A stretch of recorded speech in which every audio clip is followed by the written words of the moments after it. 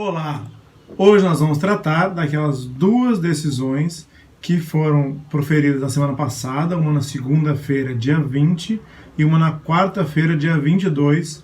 Uma delas tratou sobre empréstimos consignados, nós mencionamos isso no último vídeo, e houve toda uma situação se essa decisão liminar tinha sido mesmo revogada na quarta-feira ou não. É isso que nós vamos ver aqui nesse vídeo. Pode chamar a vinheta aí?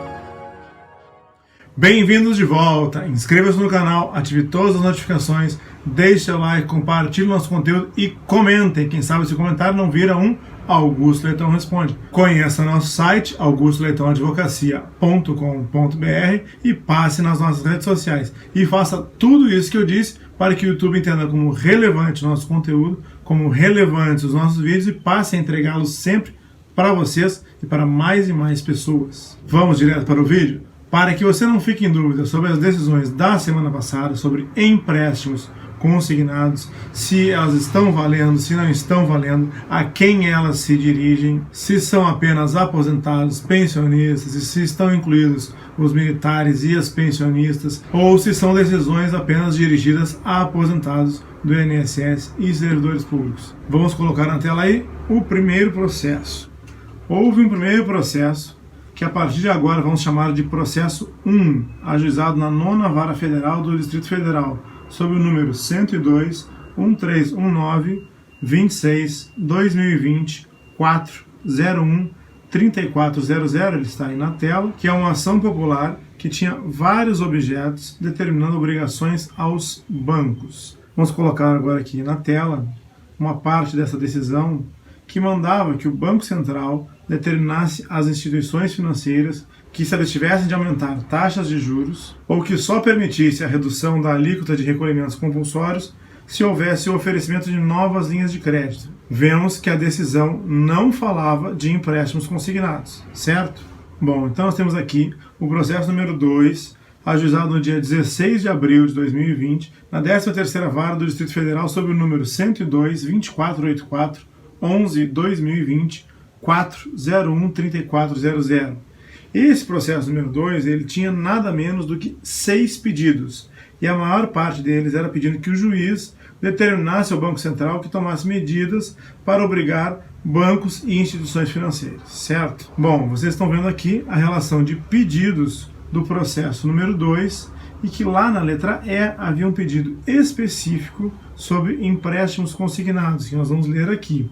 Especificamente no que concerne ao crédito consignado aos aposentados, parcela da população brasileira com verdadeiro risco de vida, que seja ordenado que os atos normativos ou parte deles seja vinculado à concessão de prorrogação por 4 meses dos descontos em folha, sem a adição de qualquer encargo de qualquer natureza. Primeiro, o que nós temos que ver aqui é que o pedido não foi para militares nem pensionistas, o pedido foi apenas para aposentados. Outra coisa, o que devemos entender por encargos, estamos falando de multa e juros. A correção monetária pode ser cobrada. Aí o juiz da 13ª Vara, que deveria julgar esse processo número 2, que é o processo que trata de empréstimos consignados, se declarou incompetente porque já havia um outro processo contra os mesmos réus, que são a União e o presidente do Banco Central, para que eles, especificamente o Banco Central, determinasse aos bancos várias medidas impositivas.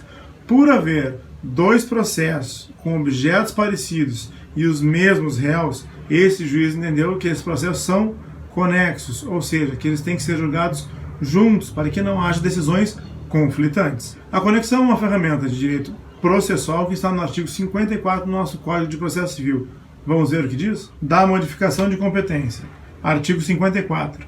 A competência relativa poderá modificar-se pela conexão ou pela continência, observado o disposto nesta seção. Bom, então nós vamos ver aqui na tela que, por conta desse artigo da conexão, o juiz da 13ª Vara se declarou incompetente e encaminhou o processo para a 9ª Vara, por já haver lá um outro processo contra o presidente do Banco Central e contra a União. Esse processo número 2, sim, esse processo tratava de empréstimos consignados, mas ele se referia apenas a aposentados do INSS e aos servidores, não falava de pensionistas, não falava de militares e também não falava das pensionistas militares. Houve uma decisão, então, favorável à suspensão dos empréstimos consignados por 4 meses, proferida na segunda-feira, dia 24, só para aposentados, ok? Vamos ver o que diz a decisão? Letra D.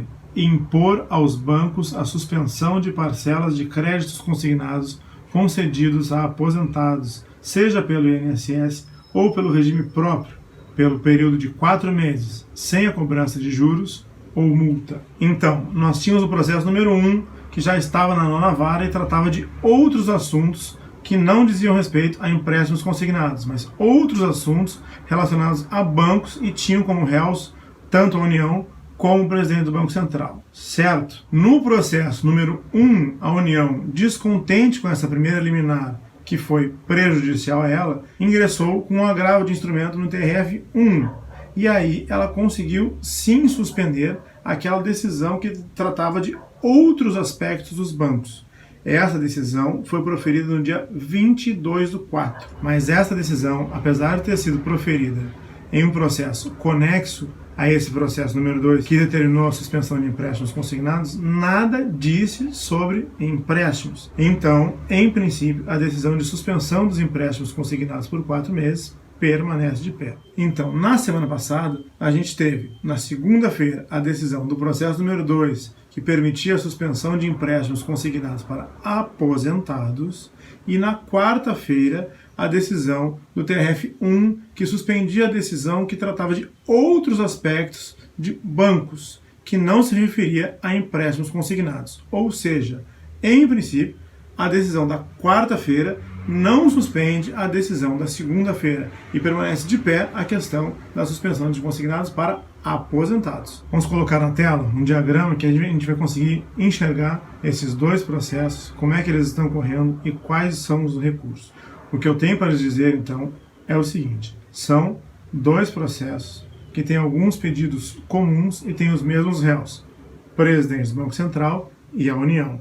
O primeiro trata de imposições contra bancos e houve uma liminar favorável, aquele processo número 1. Essa decisão liminar do processo número 1 foi reformada pela decisão de quarta-feira. O segundo processo, que trata da suspensão de empréstimos consignados por 4 meses para aposentados, teve sim uma decisão liminar na segunda-feira, e vejam só como isso é rápido.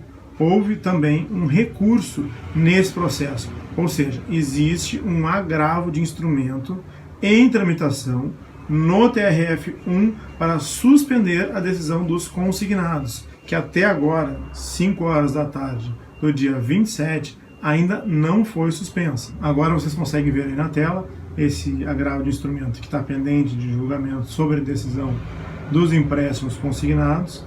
Aí vocês conseguem ver o número do processo e muito provavelmente até o final dessa semana deveremos ter uma decisão do TRF-1 sobre o recurso da suspensão de empréstimos consignados. Bom, essa decisão que nós falamos sobre os empréstimos consignados, apesar dela estar em vigor, ela é uma decisão liminar, ela pode ser reformada e nós já sabemos que existe um recurso pendente de julgamento. É possível que ela seja reformada? Sim, é possível. Eu procurei trazer aqui para vocês de maneira simples esses dois processos, quais decisões e por que eles seriam julgados em conjunto e quais eram as decisões provisórias e quais eram os seus recursos. Eu sei que para quem não é advogado isso pode ser que fique um pouco complicado, mas eu entendi que era importante que as pessoas soubessem se isso era lei, projeto de lei, se isso era uma decisão judicial, se isso era uma decisão judicial que se aplicava a todas as pensionistas, a todos os militares, ou se era só para os aposentados e para os servidores públicos do regime próprio, ok? Eu vou querer ler esses comentários.